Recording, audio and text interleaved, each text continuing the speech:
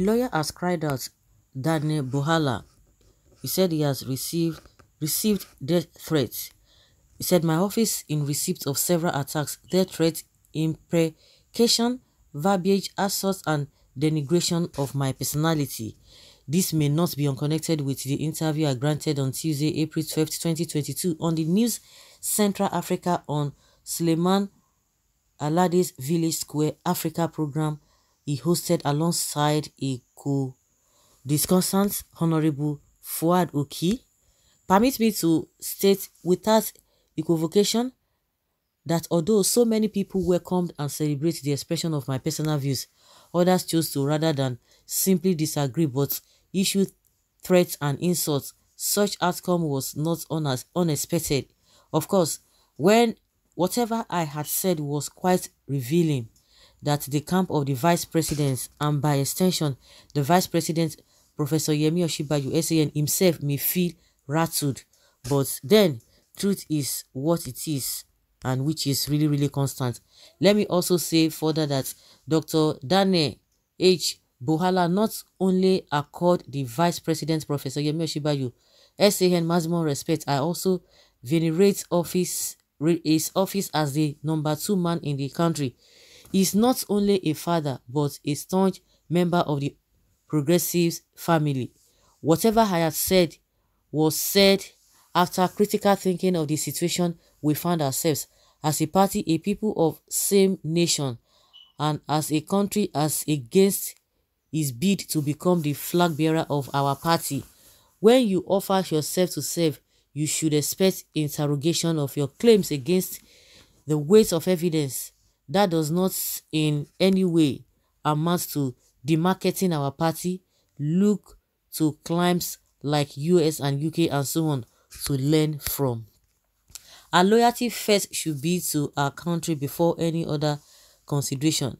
For those who have followed my talks, speeches, interviews and what have you, you will all agree with me that I have no hitherto dissipated my energy defending blood and water from whence our party, the All Progressives Congress APC, come to power to date. So I stand no gain bringing same party to public disrepute. However, as a lawyer, faithful party man, I owe it a duty to care also to speak out of my conviction on what must be done to protect and save our darling party from total neglect by the voting public.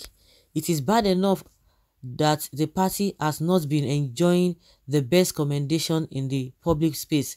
The All Progressives Congress APC still remains the party to beat considering its obvious infrastructural milestones. However, the party needs to change the narrative that will jeopardize the chances of the party heading to the elections.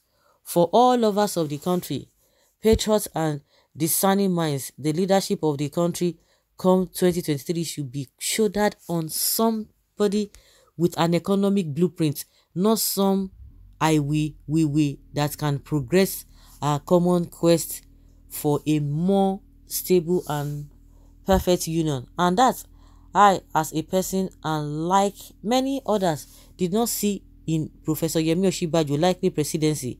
If he could not influence change yesterday, making such tomorrow is akin to building castle in the air. I assure my family, fans and the general public that I will not take the issue of death threat very lightly. I have taken the necessary steps by informing the relevant security agencies. I want to therefore thank everyone who reached out to me in the last 24 hours and those who have continued to pray for me. Together, an egalitarian Nigeria is achievable. Signed by Dr. Daniel Buhala. All of you are hypocrites. So are you blaming Osinbajo, the same set of you, because your party is divided now? I don't know whether you belong to Tinubu or you belong to other camp. Now you are telling us that Osinbajo could not do anything, not that we. Is that not what even the Buhari that you have been defending, is that not what they have been doing? And you are coming to tell us infrastructural development. Where is the infrastructure that they are talking about that they cannot be beat? They can't beat this administration. You lie. You are telling us in the area of economy, our our currency. In you talk of the infrastructure where all the social investment program that you guys talked about, the money that was budgeted, corruption is at its peak as we speak. Insecurity is on another level, and you are telling us that you have done well, and you are forgetting that the same vice president that you are telling he didn't do well because you are not supporting.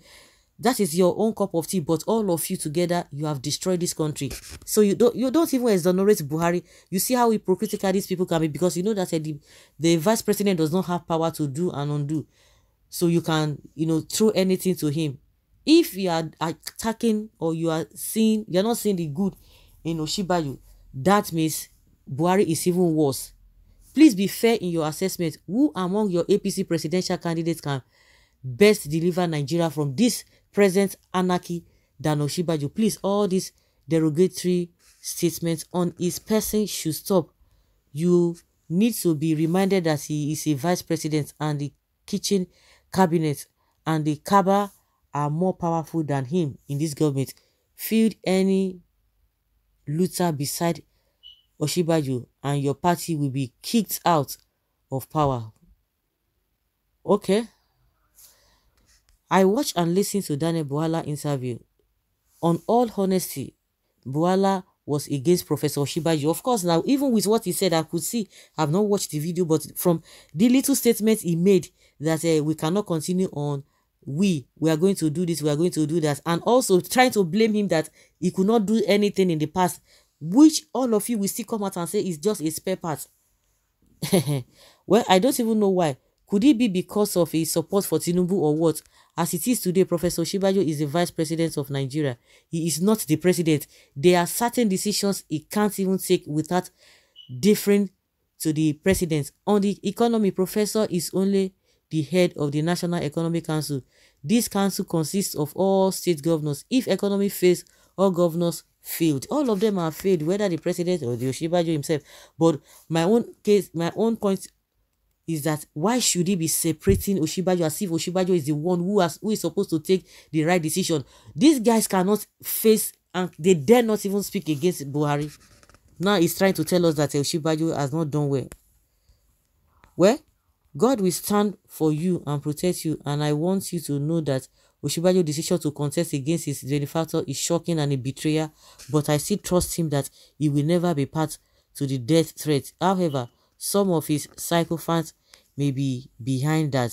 Mr. Buhala, I used to shower respect for you before, but on rights of the Osinbajo to contest, you haven't said anything but trash. What you are doing is damage control. You have simply demarketed your party by that ill-conceived vituperations against the vice president. How can you vomit all the negatives of this achievement, of his achievements, and think your party is not affected? No woman is perfect, but you cannot deny the fact that Osinbajo is qualified to be president. You can choose to be not to vote for him. It's your right. Don't deny him the right to contest. If you have said that means you have demarketed your party. There's no way you can exonerate your party, Osinbajo and Buhari, from all this mess that you guys have created.